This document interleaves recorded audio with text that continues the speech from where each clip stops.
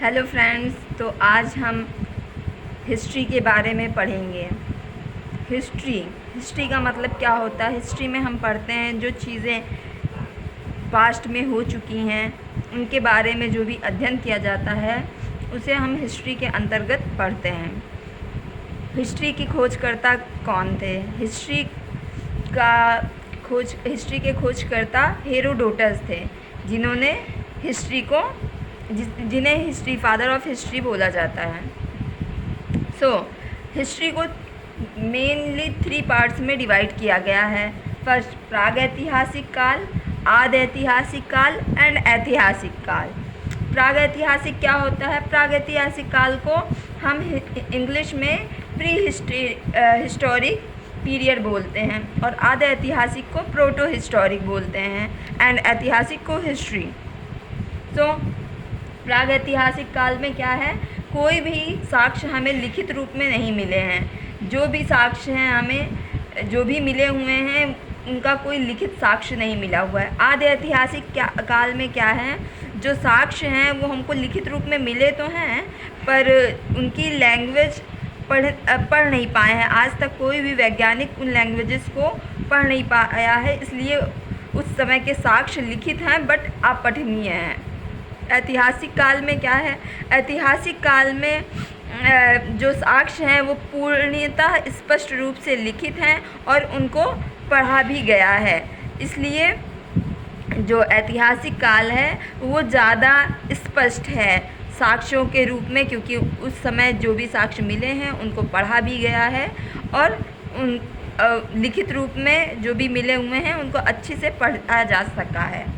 तो प्रागैतिहासिक काल के बारे में हम पढ़ते हैं। प्रागैतिहासिक काल को पाषाण काल भी कहते हैं। क्यों? क्योंकि उस समय जो भी आपके मुख्य रूप से औजार के रूप में यूज़ किया जाता था, उनको पत्थरों को मुख्य रूप से प्रागैतिहासिक काल में औजार के रूप में यूज़ किया जाता था, इसलिए उस काल को हम पाषाण काल के नाम से जानते हैं। पाषाण काल को मुख्य रूप से 3 भागों में डिवाइड किया गया है।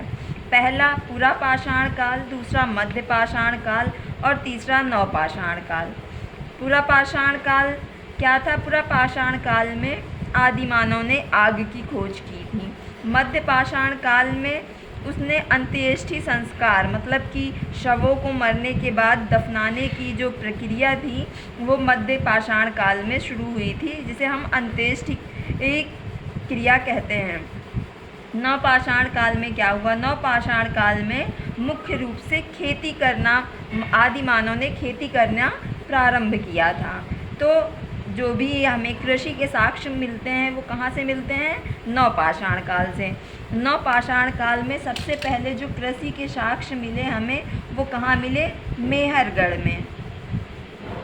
मेहरगढ़ ये कहाँ है? ये पाकिस्तान में है। पाकिस्तान में ये जो मेहरगढ़ नामक जगह है वो सुल्तान और किरथर 2 पहाड़ियों के बीच में पाई जाती है और ये सबसे लंबे समय तक चलने वाली सभ्यता है। तो मेहरगढ़ से हमें जो कृषि में कौन सी फसल के साक्ष्य सबसे पहले मिले?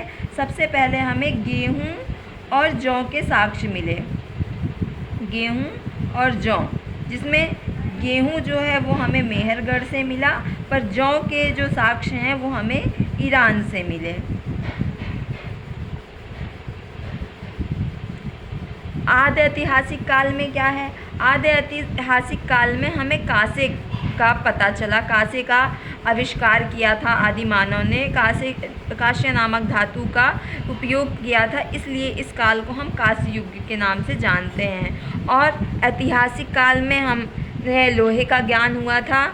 जो भी मानव था उसे लोहे का ज्ञान हुआ था, उसने लोहे की बनी वस्तुओं का उपयोग किया, इसलिए मुख्यतः इस काल को लौह युग या आयरन एज भी कहते हैं।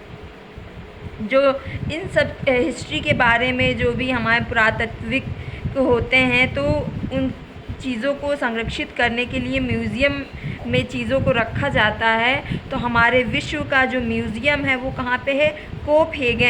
कोपहेगन में, जो कि न्यूयॉर्क में है। New York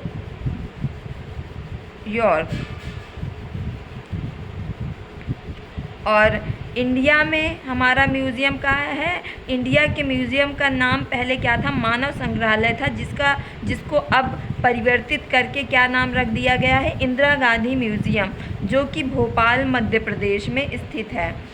thank you friends. अब इसका नेक्स्ट पार्ट, आप इसके आगे का जो भी हिस्ट्री का वो नेक्स्ट पार्ट में पढ़ेंगे। Thank you. देखें कैसे